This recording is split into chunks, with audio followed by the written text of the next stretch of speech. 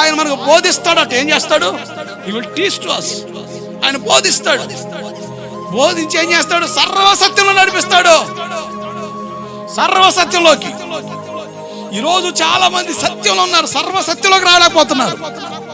సర్వసత్యంలోకి నడిపించబడాలి.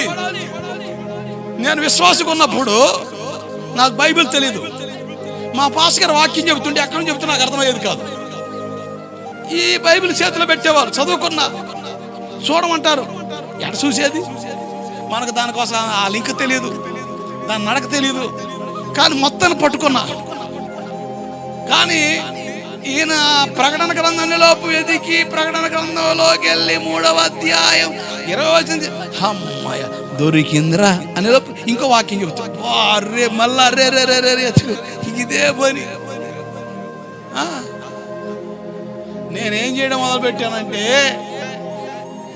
క్లాస్కి వెళ్ళి వచ్చేవాడిని. ఇంకేం పని ఉంది? ఏం పని లేదు. త్వరగా స్నానం చేసి ఒక మొత్తిని ఏమైనా వర్క్ ఉంటే రాసేసుకొని 6:30, 7 గంటలకి పడుకునేవాడిని.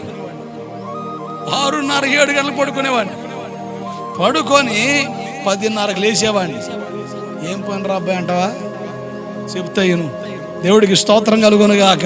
అందరు నిద్రపోయేటప్పుడు ఎక్కుతోంది చెప్తాను. 10:30కి లేచి మొహం కడుక్కొని ఏదో నొప్పిగా ఉంటే ఇబ్బందిగా ఉంటే స్నానం చేసి గదిలోకి వచ్చి గుండ్రం గిరి గీసుకునేవాడిని. షార్ప్ 11 కల్లా ఆ గిరిలో మోకరించి పరిశుద్ధ గ్రంథం చేత పట్టుకొని చదవడం ప్రారంభించాను. 1 గంట మోకరణ బైబిల్ చదివేవాడిని. షార్ప్ 12 అవగానే బైబిల్ ముగించుకొని ఎన్ని అధ్యాయాలు చదవగలిగితే అన్ని అధ్యాయాలు చదివి ముగించుకొని మరలా 12 నుంచి 1 గంట నిద్ర రాబోతు 2 గంటల వరకు అదే గిరిలోని ప్రార్థన చేసేవాడిని. అలా ఆశ కలిగి ఉన్న నా హృదయంలో దేవుని మాటలు చెప్పకుండా ఉండలేకపోయేవాడిని. ఆయనకు బోధించేవాడు. ఒకప్పుడు నా పోకడ మంచిది కాదు. ఒక అన్య కుటుంబం బయటకు వచ్చాను. ఎలా బ్రతకాలి, ఎలా నడవాలో తెలీదు.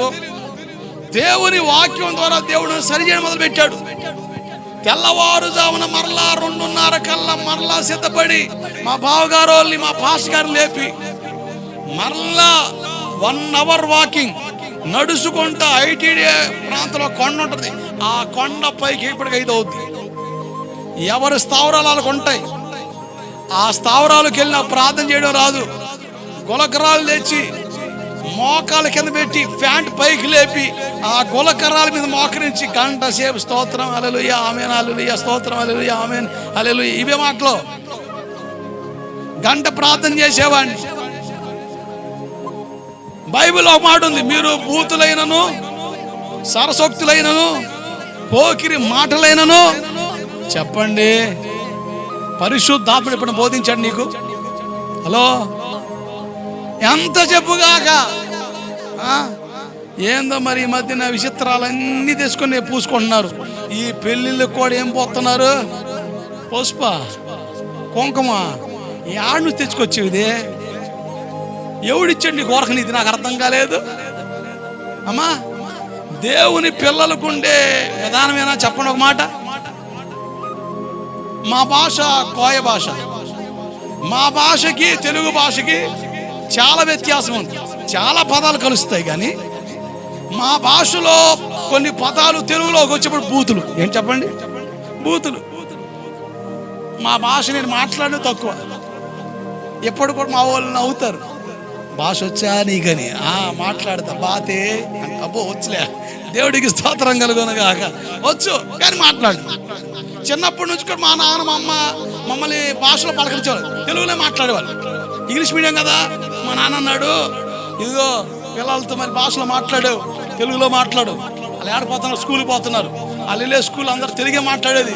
నువ్వు బాతే కాతే కూతే అన్నావు అనుకో, ఇంకంతే సంగతాడా. వాళ్ళు కూడా బాతే కూతే మూతే అంటే వాళ్ళకి అర్థంగా గీక్కుంటారు అని చెప్పి మా అమ్మ మా నాన్న చిన్నప్పుడు తెలుగులో మాట్లాడేవాళ్ళు. భాష అర్థమవుతుంది, మాట్లాడుతా, కానీ స్పీడ్గా మాట్లాడలేను, కానీ పట్టుకోగలను. అయితే అలవాట్లో పొరపాటు. అప్పుడు నేను ప్రభుని నమ్ముకోలే. కుర్ర వయసులోకి వస్తున్నాం కదా, కొంచెం ఒకలాంటి రూపాలు మారుతున్నాయి, గొంతులు మారుతున్నాయి. అసలు అబ్బో ఒకలాంటి విధానాలు వస్తున్న టైంలో పుసుకున్న మాట జారా, అది తెలుగులో పచ్చి బూతు.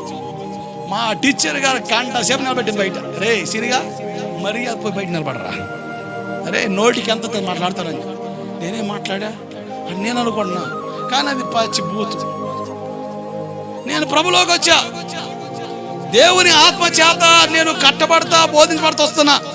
ఒకరోజు ఎఫీసీ పత్రిక 4వ అధ్యాయం 5వ అధ్యాయం 3-4 వచనాలు చూసా. అక్కడేముంది?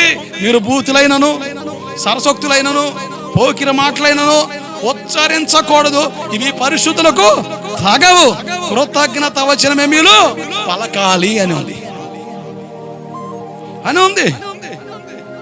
ఎప్పుడైతే ఆ మాట నాకు అర్థమైందో, నా మనసులో ఉన్న మా భాష, నేను మాట్లాడిపోయినా నా మనసులో ఉన్న ఆ భాష మొత్తం డిలీట్ చేసి పడేసా. ఎందుకు? నోట్లోంచి ఏమి రాకూడదు, బూతులు రాకూడదు. ఏమండి, భూమి మీద దాదాపు రకరకాల భాషలు ఉన్నాయి, అవునా?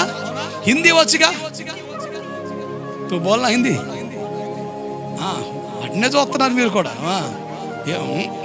మాకు వచ్చానడా, దేవుడికి స్తోత్రం కలుగునగాక. వచ్చా?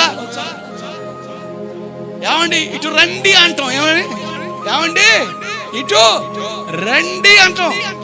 రాజస్థాన్ లో పోయి సార్ రండి అను పట్టాడుతున్న కోళ్ళు. ఎందుకు? రండి అంటే పచ్చి బూతు, వేషియా అని అర్థం. ఏంటి? మనకు రండి అంటే గౌరవం, ఆనుకో అది పరిస్థితి. భాషలు ఏం చేశాడు దేవుడు? వీరి ఈ బాగా వచ్చి మీ ఈ బలి చెబుతారు. మళ్ళీ నాకేం చెబుతే మాత్రం అట్లా చూస్తారా? ఈ మాత్రం బలి చెప్తున్నారా? తారుమారు చేసి పడేశాడు. జాగ్రత్త నడుపులారా, మనం మాట్లాడే భాష స్పష్టమైంది కాదు, కానీ బైబిల్ చెబుతుంది మీరు బూతులైనను సరసోక్తులైనను ఇవి ఉచ్చరించకూడదని. పరిశుద్ధాత్ముడు బోధించాడు నీకు. సర్వ సత్యంలో నడిపించే పరిశుద్ధాత్ముడు నీతో ఉంటే నేను అంటాను, నువ్వు ఇక మీద బూతులు మాట్లాడుకుంటును గాక. ఇక నీ నోటికి రావు, ఇక అంతే, రాలేవు. కారణం ఏంటి తెలుసా? నీతో వచ్చి పరిశుద్ధాత్ముడు ఆ వాక్యంలో ఉన్నదాన్ని నిలుస్తాడు. వాక్యాన్ని మీరు నిన్ను ప్రవర్తింపనివ్వడు, కనుక ఆయన నిన్ను గైడ్ చేస్తాడు, సర్వ సత్యంలో నడిపిస్తాడు. మన నోటి నుంచి ఏమి రాకూడదు. దాగుడితం ఏ మాట్లాడుతాం, ఓ రకంగా నోటికి వస్తుంది. ఏ గుడితో అటు చూస్తారు, ఏంది ఏం తెలియదయింది. వామ్మో, అసలు అమాయక పొంగల్లా చూస్తున్నారుగా మీరు. అసలు అమ్మా విన్నారా? అన్నోట అసభ్యకరమైన పదజాలు రాకూడదు, చతుర్లు ఆడకూడదు. ఏంటి చతుర్లు అంటే? సరసోక్తులు. వరసైన వాళ్ళ మీదకి మా ఊర్లో ఒక పండగ చేస్తారు, భూదేవి పండగ.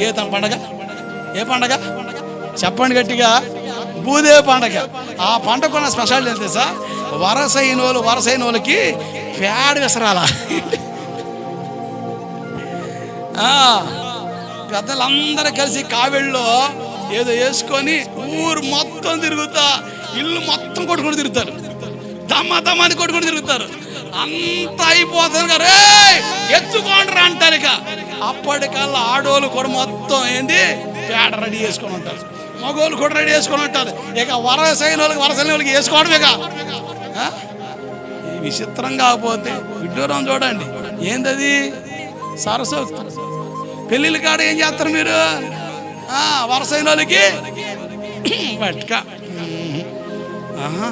ఎంత కమ్మకపోతున్నావో. బాప్టిజం తీసుకున్నావా? అబ్బా అమ్మ తీసుకున్నావా? తీసుకున్నానండి. మరి ఇవన్నీ చేయొచ్చా? చేస్తాం. దేవుని వాక్యం అలా ఉందా? నేను అంటానా ఇది తప్పు, ఇటువంటి పోకండి. ఇక దండం పెట్టి చెబుతున్నాను, మీరు దాన్ని అంగీకరించపోయినా వాక్యంలో ఉన్న సత్యాన్ని మాట్లాడుతున్నాను నేను. వాక్యంలో చేసి మీ భక్తిని పోటు చేసుకోకండి, కొన్ని సమస్యలు తెచ్చుకోకండి. నేను చెబుతున్నాను, ఇలా సరసోక్తులు ఆడటం వల్ల, ఇట్లా ఎక్కిరి చేష్ట చేయడం వల్ల కొన్ని సమస్యలు నిన్ను ఏలుతాయి. నీకు తెలుసా? చీకటి పని చేస్తుంది. దయచేసి జాగ్రత్త. దేవుని ఆత్మ చేత బోధించబడు. సర్వ సత్యంలోకి రా. సర్వ సత్యం నీకు తెలిసిందా, నువ్వు సరి చేయబడతావు. ఎవరు చెప్పే పని లేదు, ఎవరు చెప్పే పని లేదు. నీ మట్టుకు నువ్వు దిద్దుకుంటావు. కానీ ఈ స్నేహితుడు నీకు అవసరం.